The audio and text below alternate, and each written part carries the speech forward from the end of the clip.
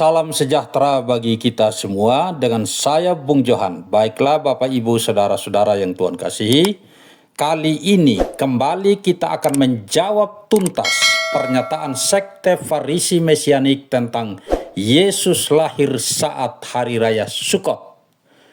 Pusat Kajian Apologetika Kristen Indonesia mencerahkan dan menerangi, mempersembahkan bahasan yang berjudul Argumentasi Kritis dan Biblikal. Absennya Hari Raya Sukot dari catatan Injil, bukti kuat bahwa Yesus Kristus tidak lahir saat Hari Raya Sukot. Bapak, Ibu, Saudara-saudari yang Tuhan Yesus kasihi, di dalam dunia yang dipenuhi dengan arus informasi dan pengajaran-pengajaran palsu yang sangat gencar, saudara-saudaraku, ini merupakan salah satu pertanda menjelang kedatangan Yesus kedua kalinya. Seringkali sebuah ajaran, apalagi yang diajarkan secara masif, akan dianggap benar oleh kebanyakan orang sampai adanya pembuktian berdasarkan fakta-fakta logis dan biblikal bahwa ajaran itu memang tidak benar. Ya, jadi diperlukan adanya pembuktian apakah ajaran itu benar atau apakah ajaran itu tidak benar, saudara-saudaraku. Sebab segala penyesatan akan lenyap tanpa bekas bila kita masuk dalam verifikasi faktual dan pembuktian kritis terhadap hal tersebut. Ya, saudara-saudara yang Tuhan kasihi, kita langsung saja. Mengapa Yesus tidak mungkin lahir pada saat Hari Raya Sukot? Yang pertama, Hari Raya Sukot tidak muncul dalam catatan penulis Injil. Ya, tidak disinggungnya perayaan Hari Raya Sukot yang diklaim sebagai waktu kelahiran Yesus merupakan hal yang sangat mencurigakan. Mengapa? Ya, saudara-saudara, karena Hari Raya Sukot termasuk dalam 3 hari raya utama, yaitu Hari Raya Paskah atau Pesak, Hari Raya Pentakosta, dan Hari Raya Sukot itu sendiri. Ketiga hari raya ini adalah hari raya yang wajib dihadiri, yang dinanti-nantikan dan dirayakan dengan meriah oleh seluruh umat Israel turun-temurun. Nah, saudara-saudaraku, saat para penulis Injil menuliskan tentang kelahiran Yesus, tidak mungkin peristiwa Hari Raya Sukot tidak dicatat, saudara-saudara, khususnya oleh Matius dan Lukas, jika memang benar bahwa Yesus lahir pada saat Hari Raya Sukot. Semua ahli sejarah mengakui kecermatan dan keakuratan Lukas dalam mencatat peristiwa-peristiwa sejarah di dalam Injilnya. Jika benar Yesus lahir bertepatan dengan perayaan Hari Raya Sukot, sangat tidak mungkin penulis sekaliber Lukas tidak mencatatnya, saudara-saudara. Pemandangan pondok-pondok daun yang berhamparan di seluruh sudut kota Yerusalem adalah hal yang pasti menarik perhatian para penulis manapun untuk menggambarkan atau mendeskripsikan suasana pada saat itu. Kesimpulan logis hanya satu, yaitu Yesus tidak mungkin lahir pada saat peristiwa Hari Raya Sukot, kecuali memang mau menghayal karena terobsesi ke Yahudi-Yahudian untuk menggiring umat Kristiani kembali ke hukum Taurat. Saudara-saudara yang baik hatinya, hari raya yang bahkan tidak tergolong dalam 7 hari raya utama saja tetap dicatat dan didokumentasikan dengan baik oleh para penulis Injil. Misalnya Rasul Yohanes. Bisa kita baca dalam Injil Yohanes pasal 10 ayatnya yang ke-22. Demikian bunyinya dari versi Indonesian Literal Translation. Dan tibalah perayaan penahbisan di Yerusalem, dan saat itu adalah musim dingin. Ya, tuh saudara-saudaraku, hari raya penabisan bait suci saja dicatat, saudara. Padahal tidak termasuk dalam 7 hari raya yang diperintahkan oleh Tuhan dalam kitab Taurat. Apalagi yang termasuk ke dalam 7 hari raya utama. Ya sudah pasti dicatat di dalam Injil. Ya, yang termasuk dalam 7 hari raya yang diperintahkan oleh kitab Imamat sudah pasti dicatat dalam Injil.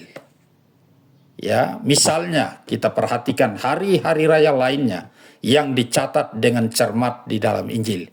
Matius 26 ayatnya yang kedua bunyinya begini, kamu tahu bahwa 2 hari lagi akan dirayakan Paskah, maka anak manusia akan diserahkan untuk disalibkan. Ya, hari raya Paskah mau 2 hari lagi dicatat, saudara-saudara.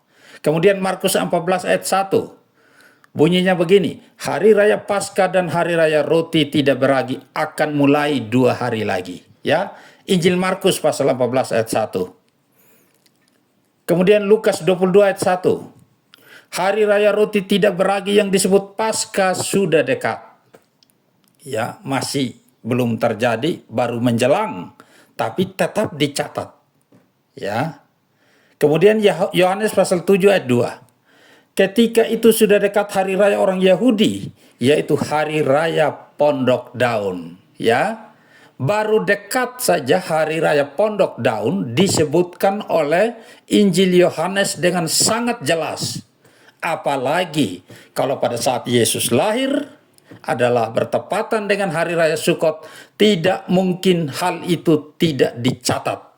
Tetapi fakta yang kita temukan di dalam Injil, pencatatan tentang hari raya Sukot saat kelahiran Yesus sama sekali absen. Ya, tidak ada, saudara-saudaraku.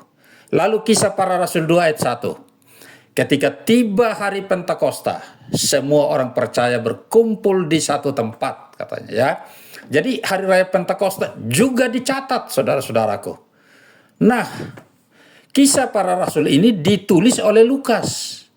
Mengapa dalam Injil Lukas pasal 2 saat mencatat tentang peristiwa kelahiran Yesus, ia tidak menyebutkan hari raya Sukot? Jika memang saat Yesus lahir itu bertepatan dengan hari raya Sukot, saudara-saudara. Ya, ini yang menjadi tanda tanya besar bagi kita. Ya. Lalu yang kedua, mengapa Yusuf dan para gembala tidak menghadap ke Yerusalem jika saat itu benar adalah hari raya Sukot? Perayaan Sukot adalah salah satu dari 3 Salos Regalim, ya, hari raya ziarah utama yang disebutkan dalam Taurat, saudara-saudara. Ulangan pasal 16 ayatnya yang ke-16, Indonesian Modern Bible mengatakan begini, 3 kali dalam setahun, setiap laki-laki di antaramu harus menghadap Yahweh Elohimu di tempat yang akan dipilihnya, yaitu pada hari raya roti tidak beragi, pada hari raya 7 minggu, dan pada hari raya Pondok Daun. Ya, setiap laki-laki wajib menghadap. Ya.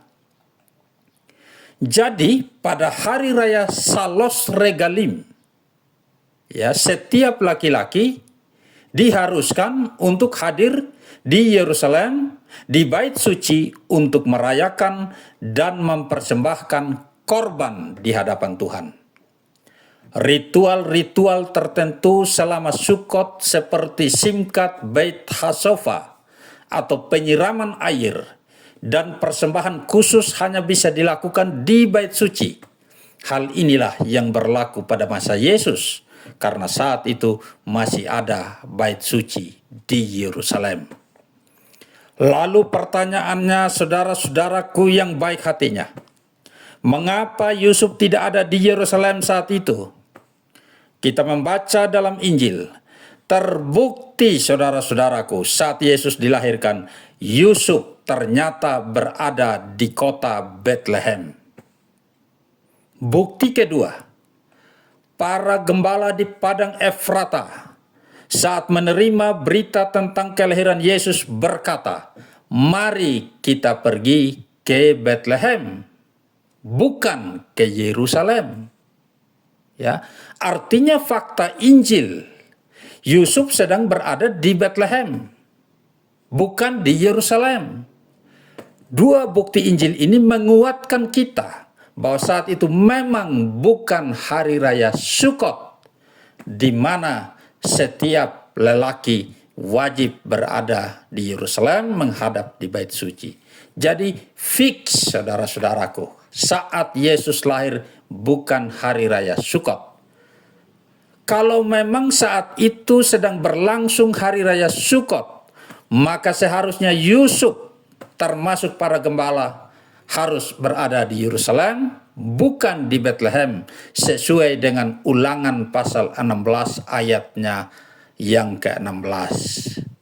Saudara-saudaraku yang Tuhan kasihi, semakin Farisi Mesianik berbohong, semakin terlihat dengan jelas kebohongannya. Klaim bahwa Yesus lahir pada saat hari raya Sukot, yaitu pada bulan September-Oktober, sama sekali tidak didukung oleh fakta-fakta biblikal dan juga tidak secuil pun data-data sejarah yang mendukung klaim tersebut. Itu hanyalah upaya dari orang-orang yang terobsesi menjadi ke-Yahudi-Yahudian dengan cara merusak fakta-fakta Injil serta hal-hal yang bersifat teologis dan gerejawi. Mereka menutup mata dan tidak jujur dalam menampilkan data-data biblikal maupun data-data sejarah. Kebohongan teologis jauh lebih berbahaya daripada kebohongan biasa. Kebohongan biasa hanya menimbulkan kerugian yang bersifat sementara. Mungkin saudara-saudaraku, ada yang menganggap bahwa klaim Yesus lahir di hari raya Sukot hanyalah hal biasa yang tidak perlu diperdebatkan. Awalnya saudara-saudaraku, memang itu terlihat seperti hal yang biasa-biasa saja. Akan tetapi, itu merupakan manipulasi tahap awal yang nantinya akan menggiring Anda agar kembali ke dalam jerat hukum Taurat yang dapat menimbulkan kerugian yang sifatnya fatal. Setelah manipulasi awal berhasil, seperti anti Natal, harus hari raya Sukot, selanjutnya Farisi Mesianik ini akan menggiring saudara-saudara untuk mewajibkan merayakan 7 hari raya Yahudi. Wajib ibadah Sabat hari Sabtu, harus makan makanan kosher, anti Tritunggal, anti ibadah hari Minggu, dan pada tingkat ekstrim, Yesus hanyalah sekedar utusan saja. Ya, ini saudara-saudaraku yang saya saksikan sendiri. Ya, mereka mengaku Yesus hanya utusan, yang Tuhan itu adalah Sang Bapa. Hal inilah saudara-saudara yang fatal dan sangat berbahaya. Strategi yang mereka terapkan adalah strategi kudeta bertahap atau kudeta merangkak untuk menentang iman Kristiani dan secara langsung melawan kuasa perjanjian baru yang telah dimeteraikan oleh darah Yesus. Karena itu saudara-saudaraku yang Tuhan Yesus kasih, sebagai penutup, saya akan mengutip satu ayat penting yang terambil dari 1 Timotius 4 ayatnya yang ke-16, berbunyi demikian. Awasilah dirimu sendiri dan awasilah ajaranmu. Bertekunlah dalam semuanya itu, karena dengan berbuat demikian engkau akan menyelamatkan dirimu dan semua orang yang mendengar engkau. Demikianlah saudara-saudara, dengan saya Bung Johan dari Pusat Kajian Apologetika Kristen Indonesia, untuk mendukung pelayanan kami melalui channel ini. Ya, saudara-saudara, kami mohon dengan kasih Tuhan, kiranya Bapak Ibu, saudara-saudari dapat mensubscribe, like, dan membagikan link ini agar semakin banyak orang yang diberkati, yang mendapatkan pencerahan dan penerangan. Tuhan Yesus memberkati kita semuanya. Amin.